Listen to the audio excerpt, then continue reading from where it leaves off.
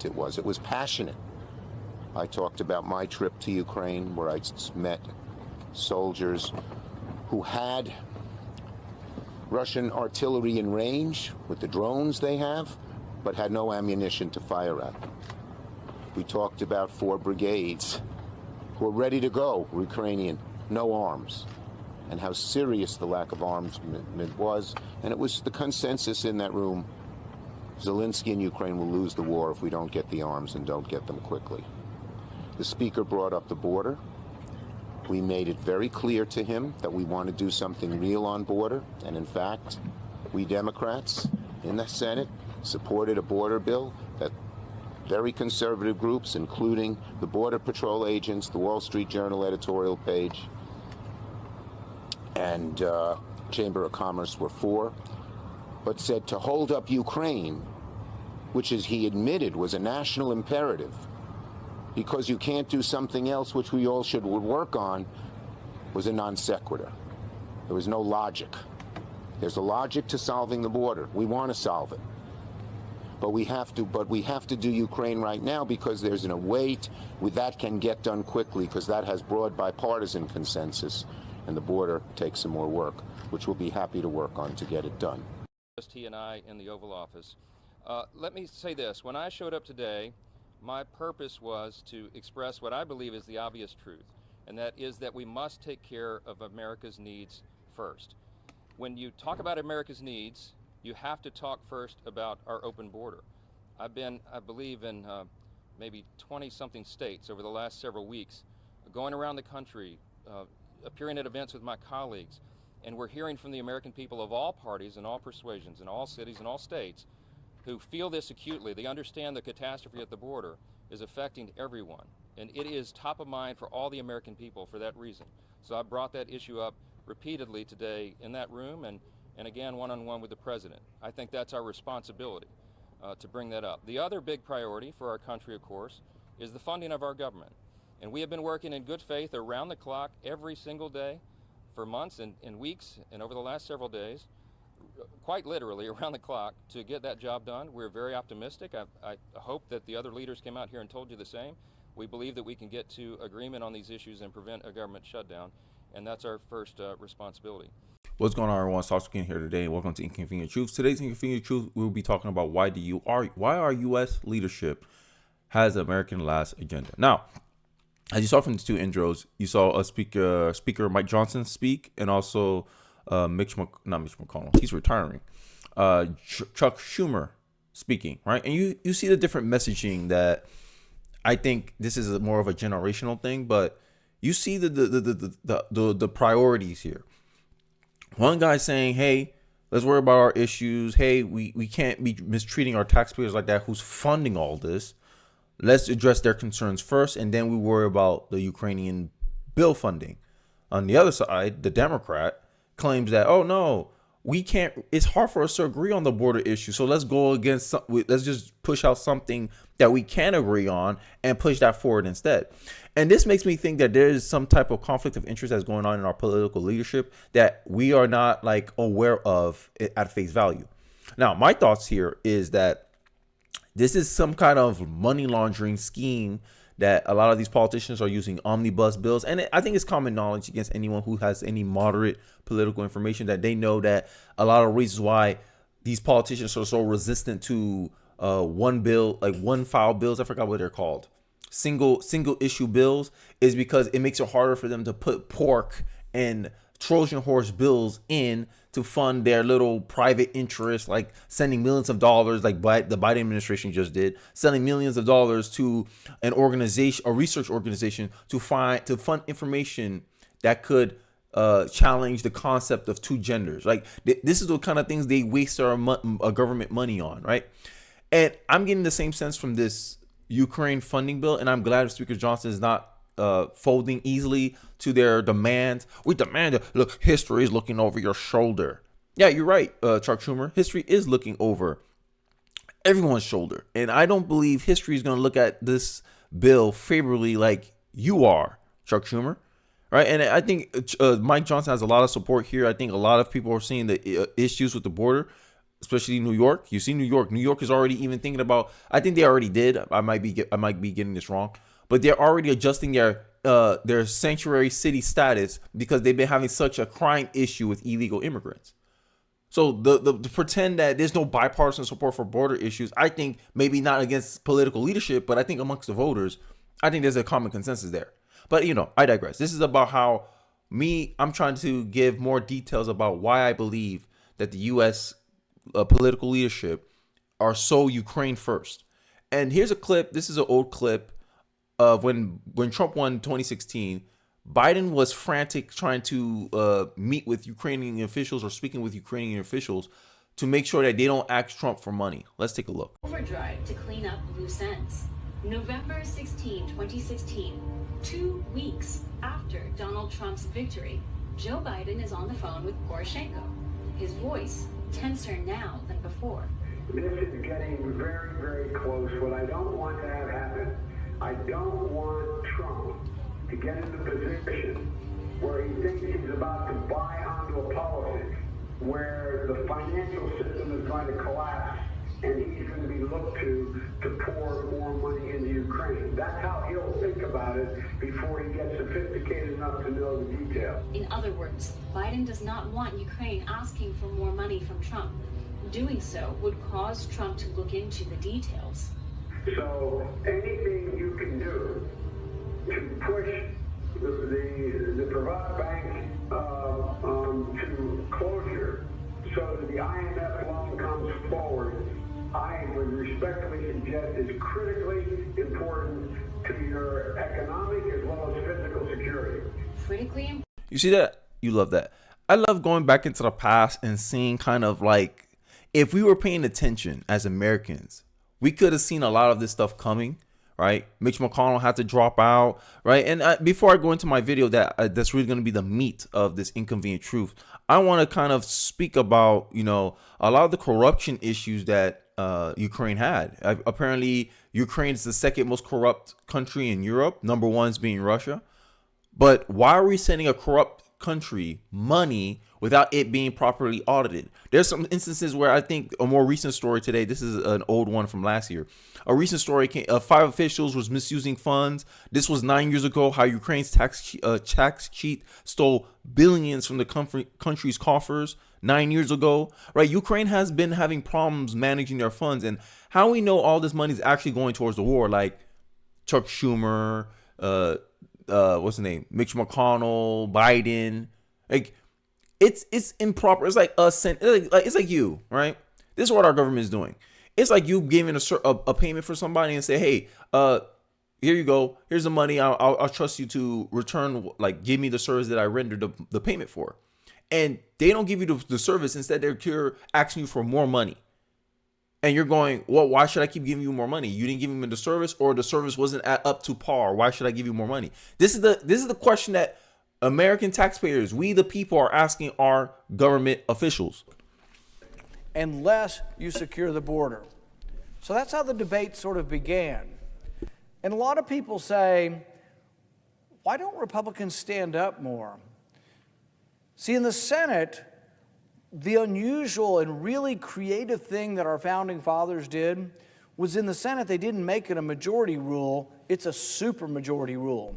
So if you ever have 41 votes in the Senate, you can block anything the majority wants to do. So we have 49 Republicans. That means we have the power of 41.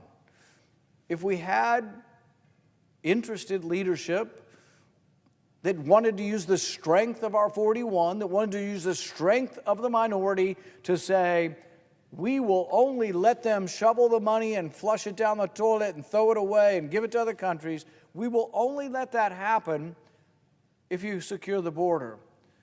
We had the leverage. What ended up happening is we ended up getting what I would call as fake reform. It was reform negotiated, and the mistake was doing it, I think, behind closed doors and with only one individual. Not that it's really all that individual's fault, but the individual really needed to come back to the caucus and say, do you guys think you might, or you men and women, do you think you might support this border bill we're putting together? Instead, it was just sort of all done deal, here it is, and then almost all of us said it's not adequate. Almost all of us said, it's actually worse than the existing. And then they go, oh, Republicans didn't want to compromise when it wasn't even the entire party. It wasn't even the entire caucus talking about it. It was Mitch McConnell, Chuck Schumer, and probably Biden. They discuss it amongst themselves and they say, behind closed doors, and say, here, guys, this is the bill we're going to vote on. What? And then they get mad when they don't get the favorable outcome they want. I think, and this honestly believe why I think that Mitch McConnell decided to step down too, because I think he's starting to realize that he's losing. The tides are not in his favor anymore, and he's starting to lose a lot of influence with the voters, with the base, and he just sees, yeah, I don't have it. I'll just wait until 2027, and then I'll retire. Like this is getting. I'm glad he's retiring. Honestly, I think it's time for a new face, new direction, new personality, new leadership, because I think Republicans' future is in populism, right? And right now, what's going on in the current Republican Party is not populism. It's a type of big government, globalist, corporatist type of feel that I'm getting from the Republican establishment, and I just don't vibe with that Republican Party. I vibe with what Donald Trump is bringing along, what Vivek is bringing along, Ron DeSantis to a degree is bringing along. I think that's the kind of leadership I want more representative in the Senate. Right, I believe Ron Paul will make a good Senate leader. I think he speaks in behalf of taxpayers and American people, because I'm doing this video based on not morality, what's right, what's wrong. We need to protect democracy overseas. I don't know whose responsibility, who said that was our job. What I think I care about mostly is, are we doing something that's at the detriment of the American people for the benefit of someone else? And the way, no matter how they spend the Ukraine funding, I don't see how it benefits the American people to get us into more wars. I see how it benefits BlackRock, because then they can come in, redo the infrastructure, have that this is the industrial complex part of the military. You finish destroying all this. Oh, we can build all this building for you. Here, we'll give you a loan to reconstruct everything, or let us rebuild everything. Right? More government contracts, more money. This feels like it pushes a more globalist agenda, not a nationalist one. But I digress. I'm gonna continue to let Ron Paul speak. Existing law, and so we were stuck in a conundrum, and then our leadership abdicated.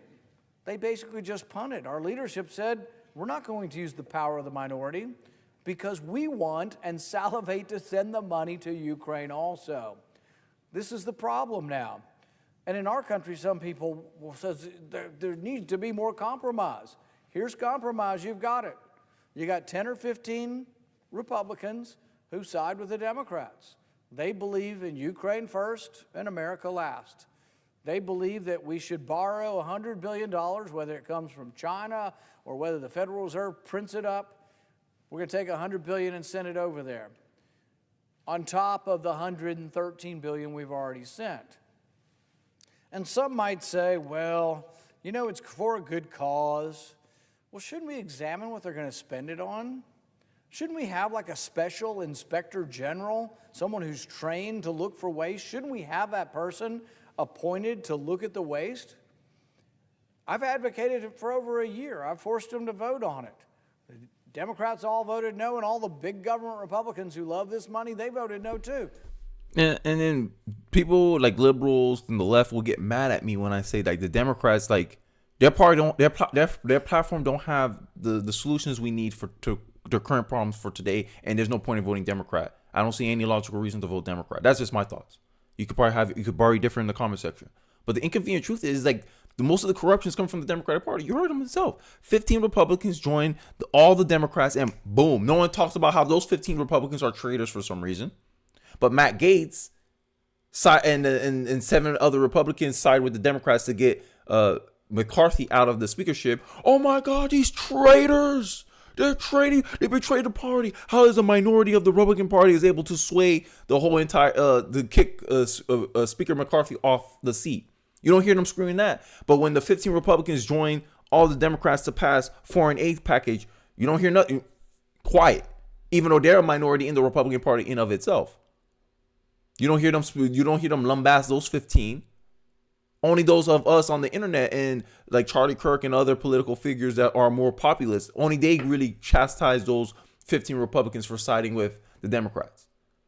And then I already explained to you in the beginning that Ukraine has corruption issues where a lot of these funds could be misused or stolen from, and you don't want an inspector general to like oversee the money to make sure it's being used for the purposes that the money was given under. It makes it make sense. Like it does come across as a money laundering scheme, and I think that's what I'm gonna put on my thumbnail. It's a money laundering scheme, and this is their way of using Ukraine as a middleman to somehow benefit themselves. I don't know the details, but if I was a betting man, that's what I would bet on. I digress. Let's get back into it. They don't want scrutiny of how the money's being spent. I even helped them to pick who would be the inspector general. Somebody's been doing it for 10 years. The inspector general that's in charge of Afghanistan is called SIGAR, Special Inspector General for Afghan Reconstruction. And he's done a great job. He's got a team of over 100 people that work for him, accountants and economists and people who look at this war spending. They know how to look at war spending. They know how to look at war contracts. They know how to look for malfeasance. And he's found billions of dollars worth of it. Now, we spent a couple trillion in Afghanistan. That's not the Inspector General's fault. That's Congress's fault. But he's done his best to try to police this. He's written entire books on the waste. And as a consequence, the people who love sending your money overseas, they hate him. They hate the idea. They hate the idea so much that they've voted it down with a vast majority. They don't want an inspector general. But if you ask them, well, if you don't want to oversee the money, they would say, oh, no, the Pentagon or the State Department or somebody already has an inspector general. They'll do it. And I said, oh, you mean the Pentagon that can't be audited? The Pentagon that refuses to be audited? The Pentagon says they're too big to be audited? You trust them to now oversee the money going to Ukraine? You see the game that's being played here? This is the inconvenient truth. The inconvenient truth is that a lot of these government officials that we elect, and this is the problem. This is why I agree with Vivek that we should just fire half these bureaucratic agencies, abolish some of them, the Department of Education, FBI. A lot of these officials, like these Congress people we put in power, they advocate their responsibility and their oversight. They say, hey, you're an independent bureau. You can operate independently from government. I don't believe the U.S. government officials have the power to advocate their responsibilities to some third-party, unelected bureaucracy that they created. I don't believe the government should have the power if they do, but I can bet on maybe 51% chance that I don't think they have that actual authority to do that. And you see how it's being misused. The WHO institution, the World Health Organizations, right? So the CDC saying that it's healthy for trans women to breastfeed children when there's been studies showing that all the hormones and estrogen is getting funneled in the breast milk and it will cause health issues to the baby. But CDC said it's fine for a man pretending to be a woman to breastfeed their children. And this is the inconvenient truth, is that these people don't care about us, bro. This is why populism rises up. This is why when change is coming, it's a historical pattern. And I think I did a whole live stream on it around JFK and how populism is a consistent pattern in human history. You get populist when people like people in Congress do not listen to the needs and cries of its people. The people decide to what? Revolt. Demand change. And they usually channel that into a persona. And that is Donald Trump.